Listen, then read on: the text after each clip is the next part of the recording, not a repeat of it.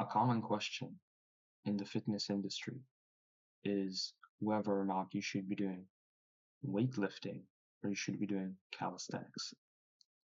Both of them have their own pros and cons.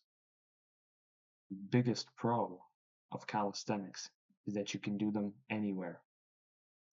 And both in weightlifting and in calisthenics, you can get crazy strong and get a good physique. The con to calisthenics, however, is the lack of some exercises, and it is harder to isolate muscles.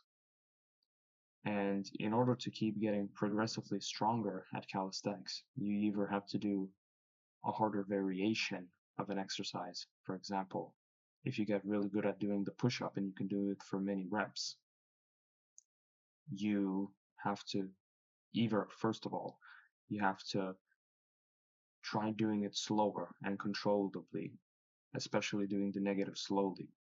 And when you do the push-up, you can explode off the ground.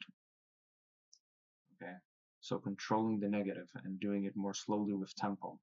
And if you get really good at that, however, you have to, in calisthenics, then try doing the exercise in a harder variation. For example, with the push-up, if you get really good at doing the push-up, you can try progressing with doing a decline push-up. Or the third and the most simplest option is by adding weight to your back, or buying a weighted vest and putting weights in the vest and doing it. However, in the gym,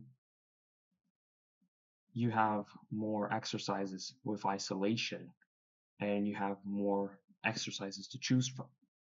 And it is way easier to progressively get stronger, and it is easier to do variations. For example, if you can do 225 on the bench for 10 reps, you just add in 2 or 5 kilos to the bar and see if you can still do it or not. It is very easy just by adding weight. But in calisthenics, if you strictly want to do with no weight whatsoever, you have to start doing harder progressions. Don't get me wrong, both in weightlifting and in calisthenics, you can get strong. You can get strong and you can get a great physique. So I would say it is best to do both, especially doing calisthenics basic movements such as the push-up, the squat, and the pull-up.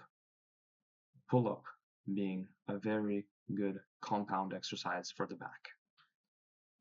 So yeah, do both.